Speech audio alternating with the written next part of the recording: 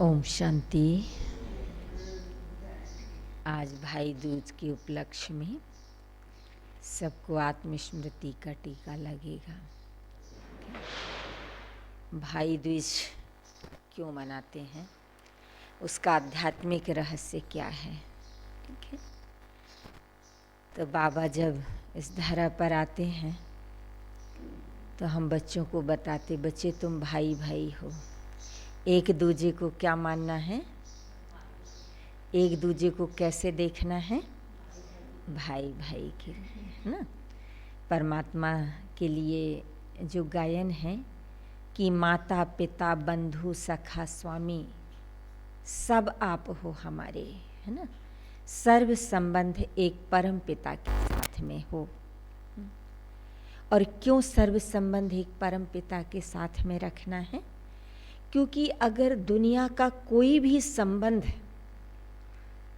हमने उसके साथ नहीं रखा, ठीक है, एक छोड़ दिया, तो वो संबंध हमको खींच लेगा नीचे और अंतमति सोगति होगी। लास्ट में हम उसी संबंध में उलझ जाएंगे, हमारी सद्गति नहीं होगी। ठीक है, इसलिए सारे संबंध उस परम पिता के साथ निभाने हैं। तो वो हमारे बंधु अर्थात भाई भी हैं, है ना। तो आज हम आत्मस्मृति का तिलक लगाएंगे, एक दूजे को भाई भाई की दृष्टि से देखेंगे, ये पक्का करना है। ठीक है, तो आगे भगवान के महावाक्य सुनेंगे। आज बाबा ने हम बच्चों के लिए क्या कहा है। ओम शांति। आज बाबा के 19/11/2020 के महावाक्य। बाबा कहते, मीठे बच्चे, यह सारी दुनिया रोगियों की बड़ी हॉस्पिटल है। क्या कह रहे हैं बाबा? यह सारी दुनिया रोगियों की बड़ी हॉस्पिटल है। बाबा आए हैं सारी दुनिया को निरोगी बनाने। बाबा आए हैं सारी दुनिया को निरोगी बनाने। प्रश्न है, कौन सी स्मृति रहे तो कभी भी मुरझाइश व दुख की लहर आ नहीं सकती? कौन सी स्मृति रहे? एक लाइन और लगा दो चेयर की।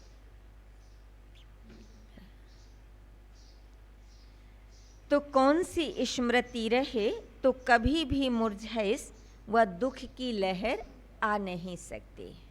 ठीक है, चेयर में बैठो, लग गई कुर्सी, अच्छे से बैठो आराम से। हाँ, और एक आगे कर लो। हाँ,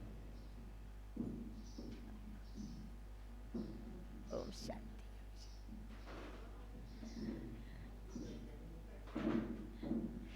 बैठो, लग गई ना कुर्सी, लग गई सुलेखा, बैठो आराम से बैठो, कुर्सी लग गई। आज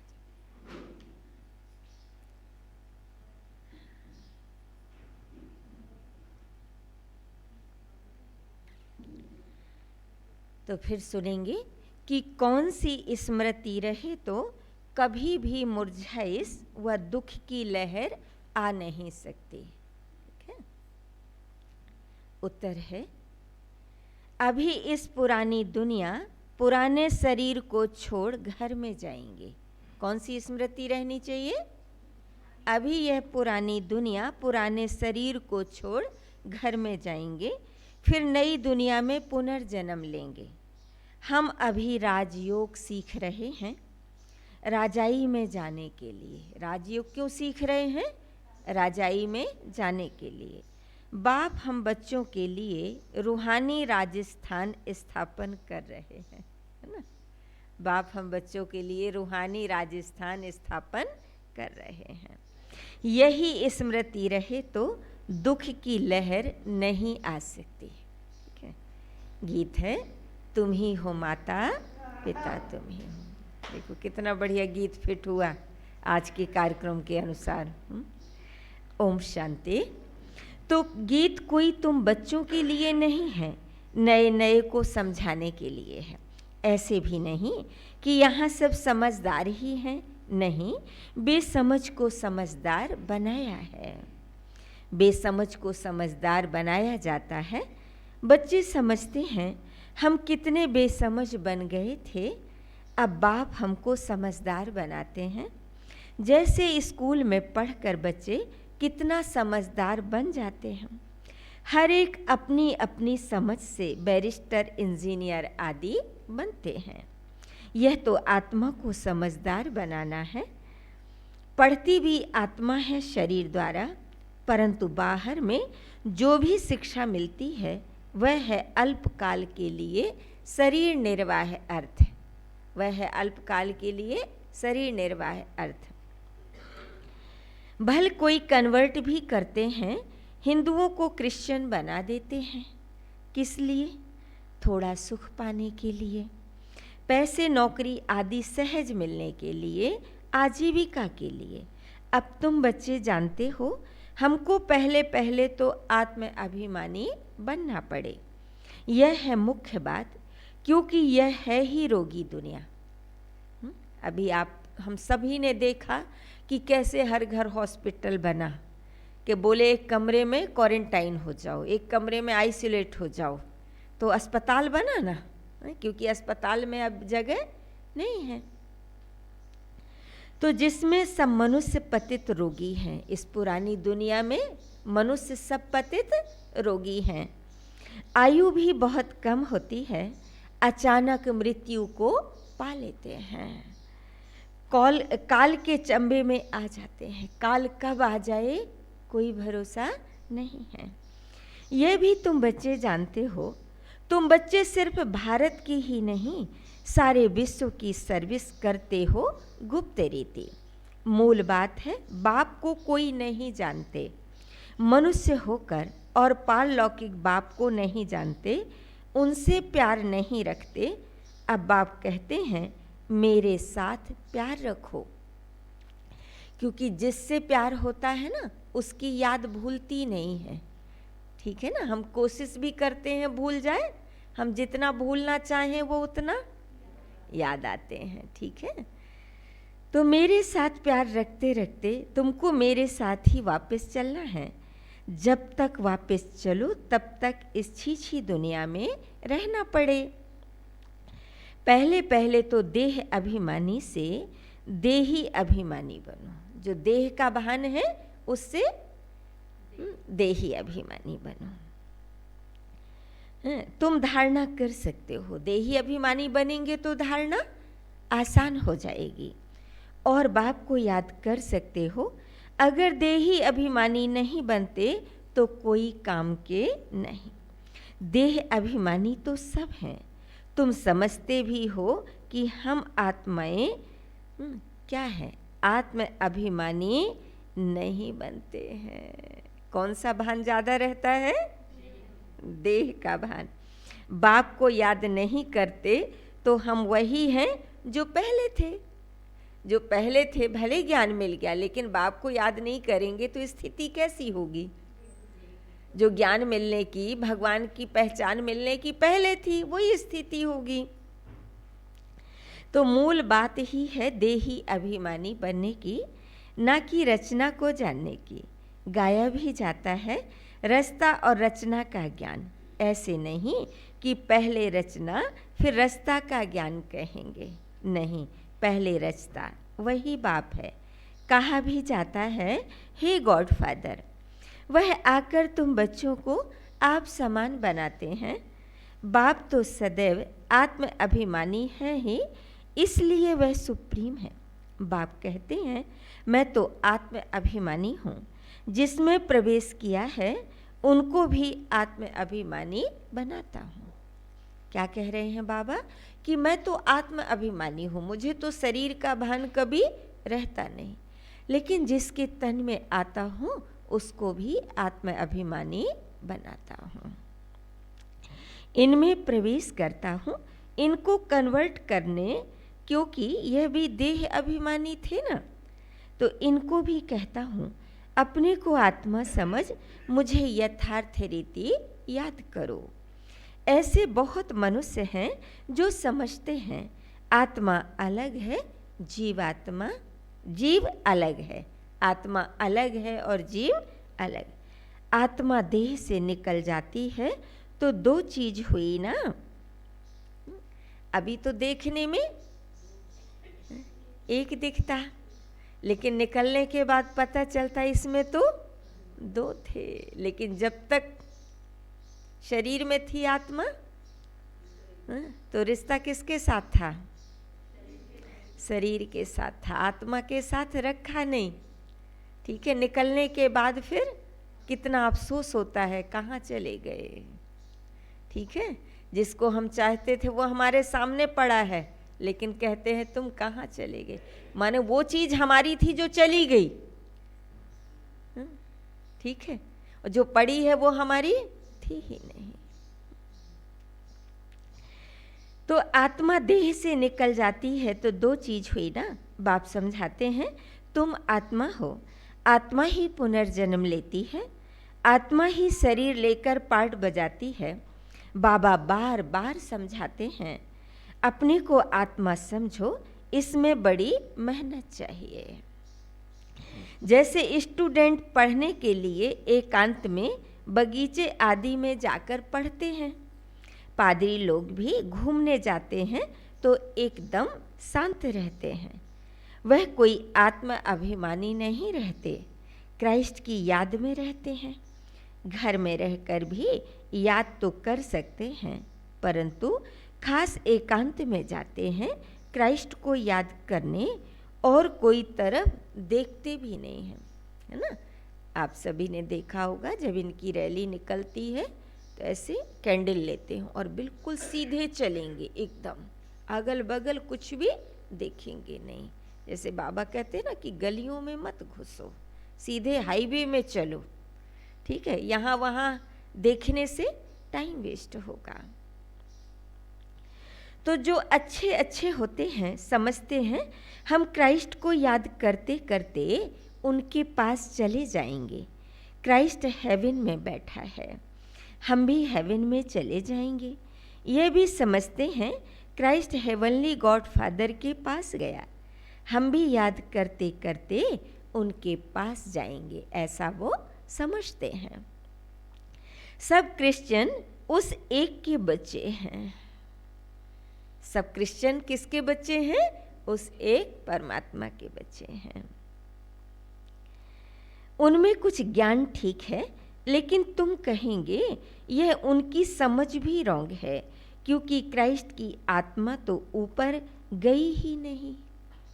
ठीक है, उनकी समझ रॉन्ग है, क्योंकि यहाँ जो शरीर लेता है, ठीक है, वो यहीं छोड़ के फिर दूसरा शरीर ले लेता है। 5000 वर्षों तक आत्मा यहीं रहती है। ठीक है, तो क्राइस्ट का नाम तो शरीर का है, फिर जिसको फांसी पर चढ़ाया, आत्मा तो फांसी पर नहीं चढ़ती है। अब क्राइस्ट की आत्मा गॉड फादर के पास गई, यह कहना भी रॉन्ग हो जाता है।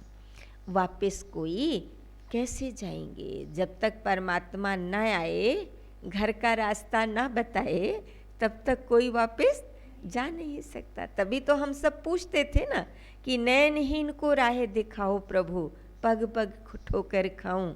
तो कौन सी राह पूछ रहे थे, है ना? अपने परम धाम शांति धाम जाने की राह।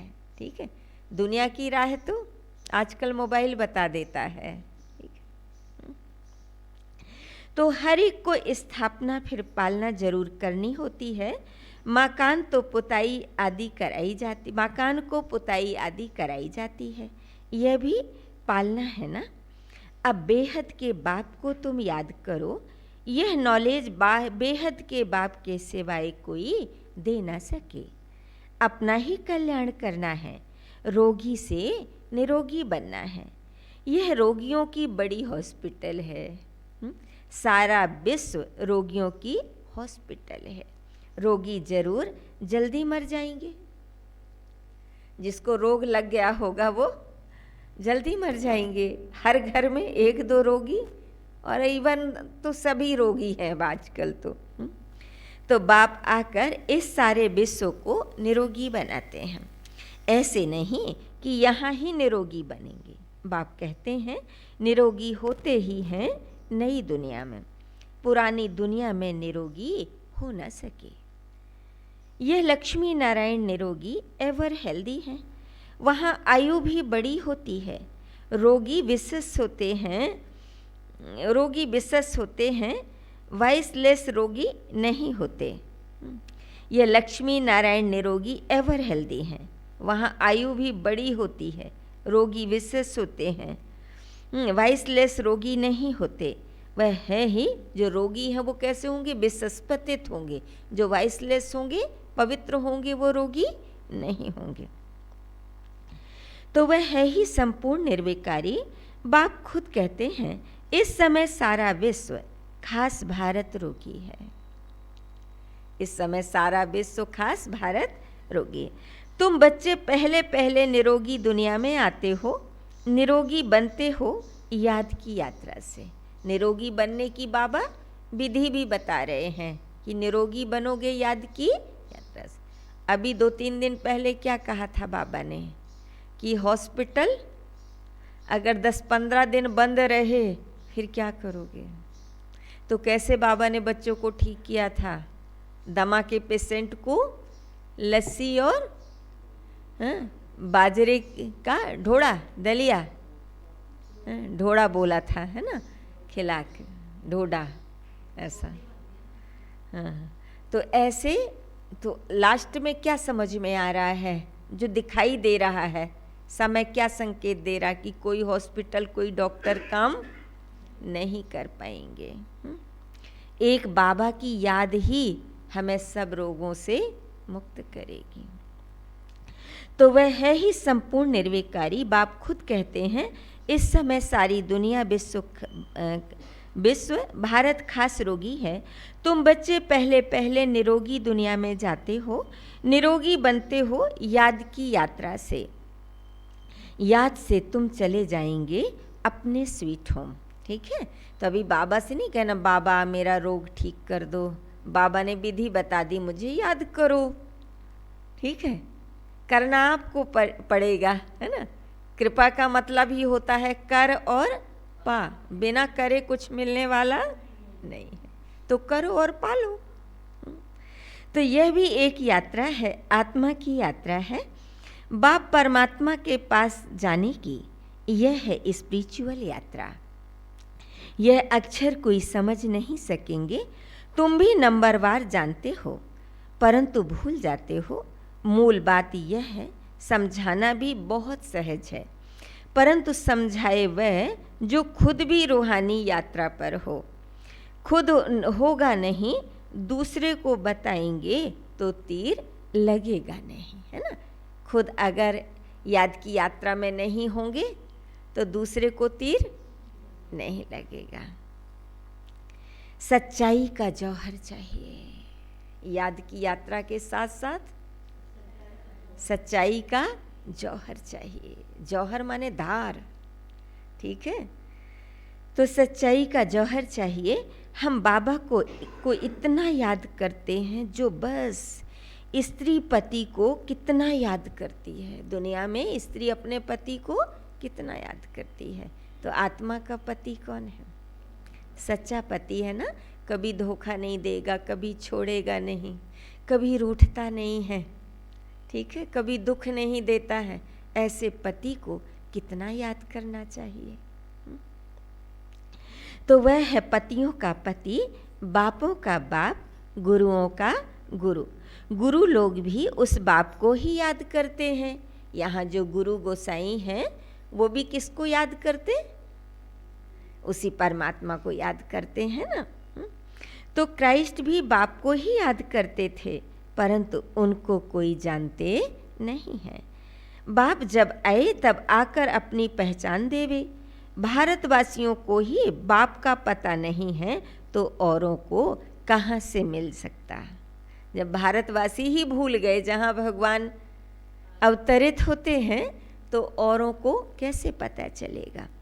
तो विलायत से भी यहाँ आते हैं योग सीखने के लिए। समझते हैं प्राचीन योग भगवान ने सिखाया, यह है भावना।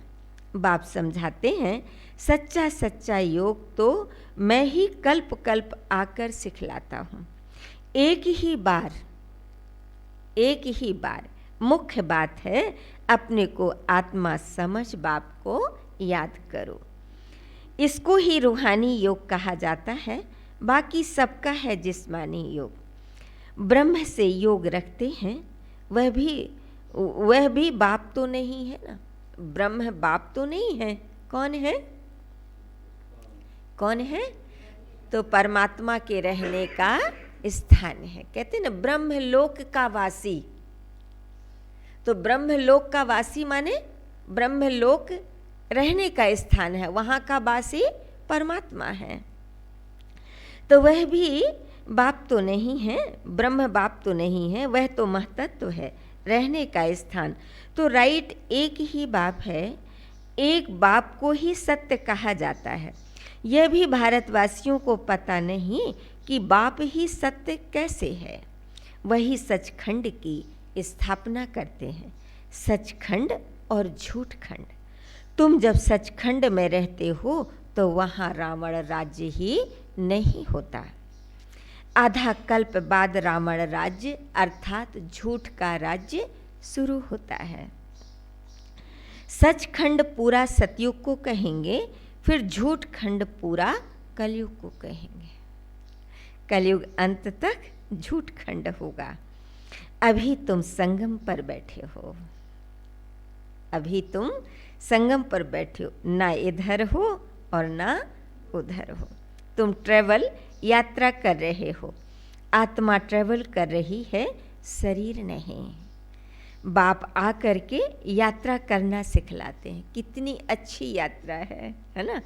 कोई थकान नहीं, ठीक है?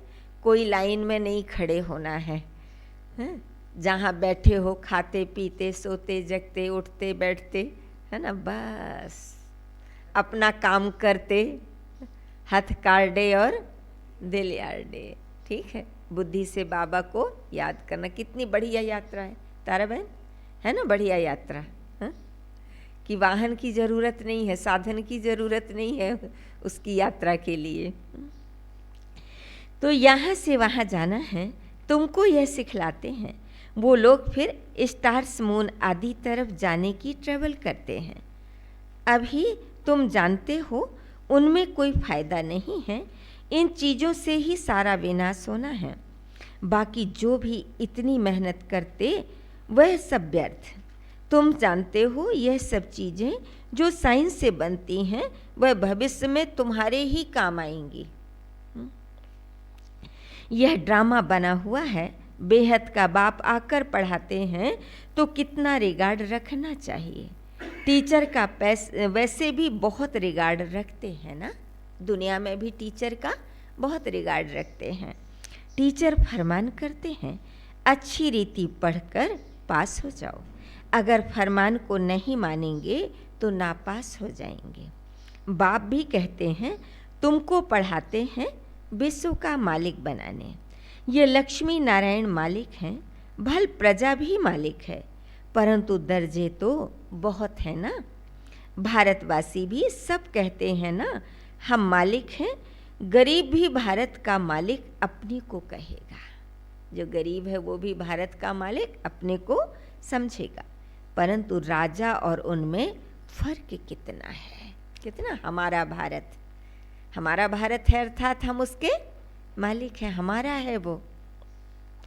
लेकिन राजा और प्रजा में फर्क तो होगा ना, मर्तबे में रुतबे में फर्क होगा। तो नॉलेज से मर्तबे का फर्क हो जाता है। नॉलेज में भी होशियारी चाहिए, पवित्रता भी जरूरी है, तो हेल्थ वेल्थ भी चाहिए। स्वर्ग में सब है ना।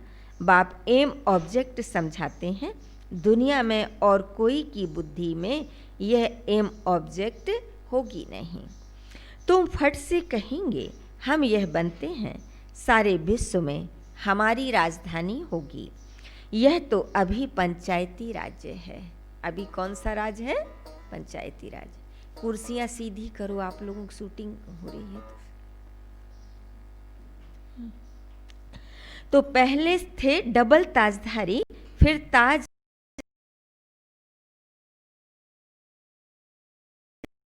नो क्या पहले डबल ताजधारी, फिर सिंह तुमको राजाओं का राजा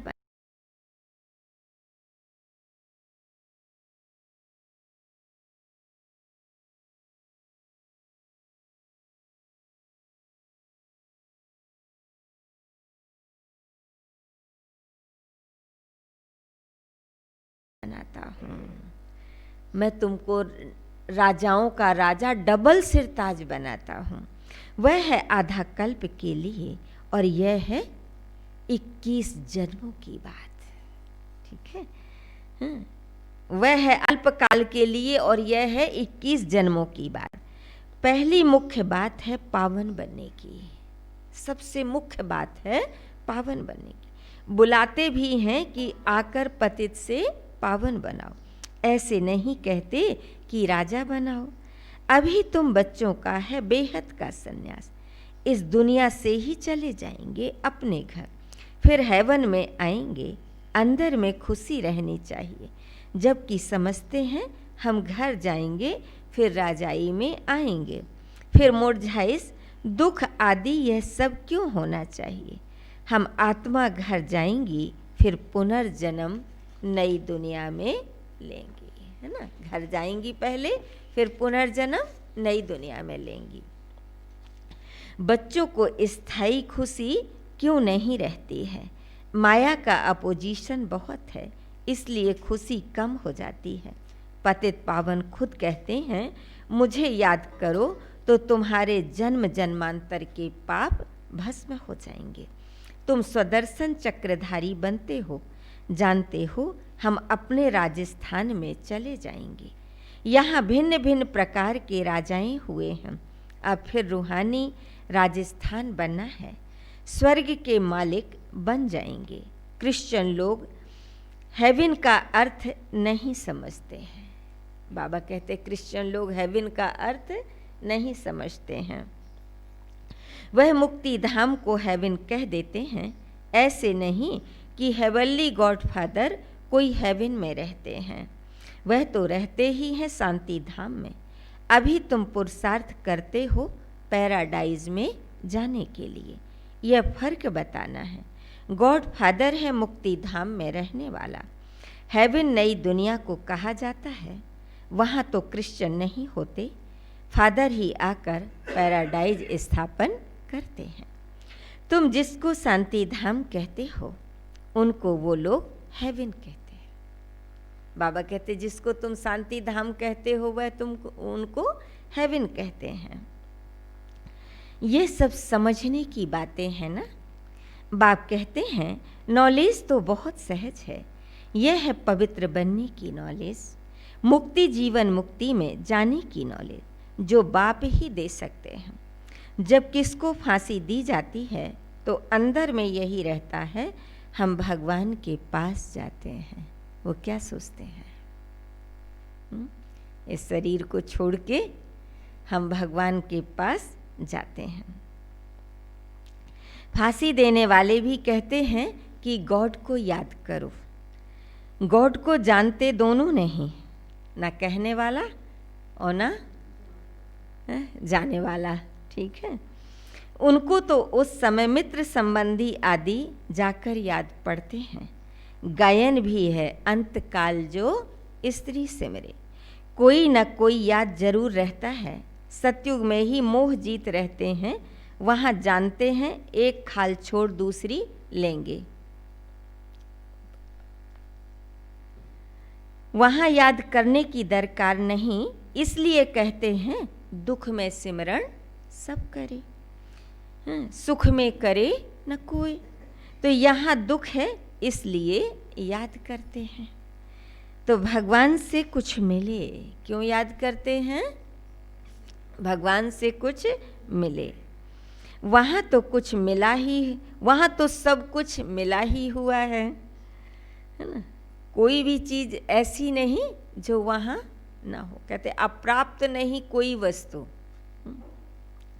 तो सुख शांति संपत्ति का वर्षा देने वाला बाप ही है। इन लक्ष्मी नारायण की कितनी बड़ी आयु थी यह भी जानते हैं। भारतवासियों की पहले पहले आयु बहुत बड़ी रहती है अब छोटी है। क्यों छोटी हुई यह कोई भी नहीं जानते। तुम्हारे लिए तो बहुत सहज हो गया है समझना और समझाना। कहानी हरेक की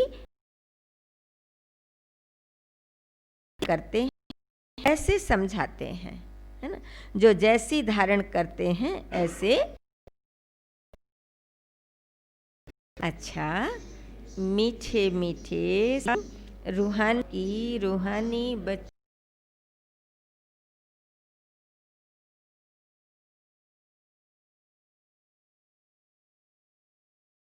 को नमस्ते।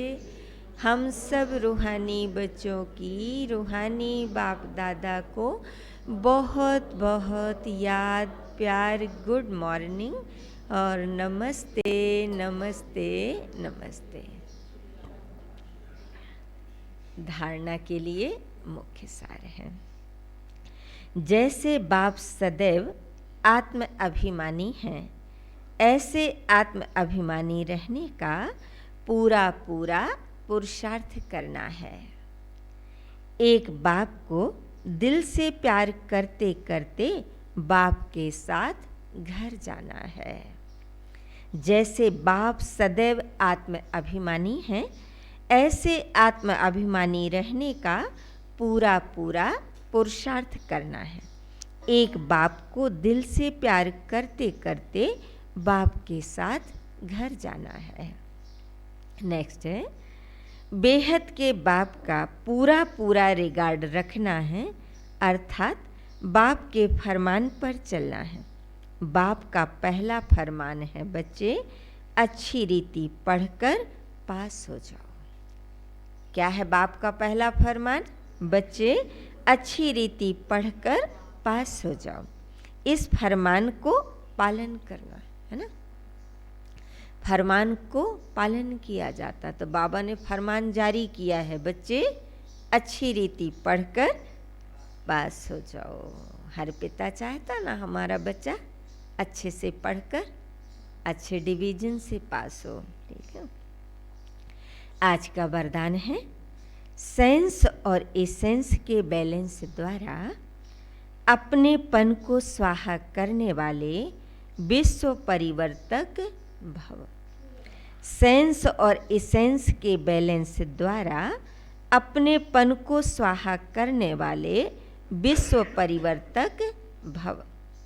सेंस अर्थात ज्ञान की पॉइंट्स, समझ और एसेंस अर्थात सर्वशक्ति स्वरूप, स्मृति और समर्थ स्वरूप। समझा? एसेंस का मतलब, एसेंस अर्थात सर्वशक्ति स्वरूप, स्मृति और समर्थ स्वरूप। इन दोनों का बैलेंस हो तो अपनापन व पुरानापन स्वाहा हो जाएगा। हर सेकंड, हर संकल्प, हर बोल, हर कर्म विश्व परिवर्तन की सेवा प्रति स्वाहा होने से विश्व परिवर्तक स्वतः बन जाएंगे। ठीक है, कितना बढ़िया वरदान है।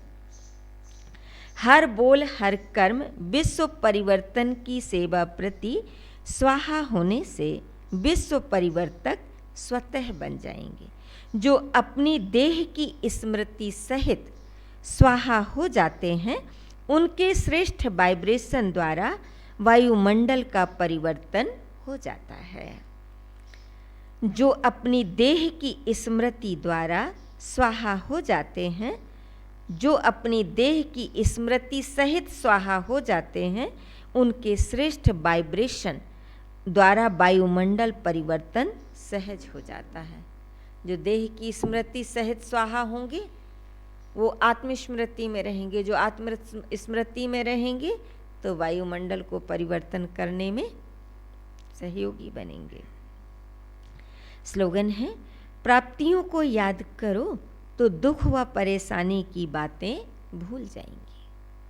प्राप्तियों को याद करो तो दुख व परेशानी की बातें भूल जाएंगी। अच्छा, ओम शांति।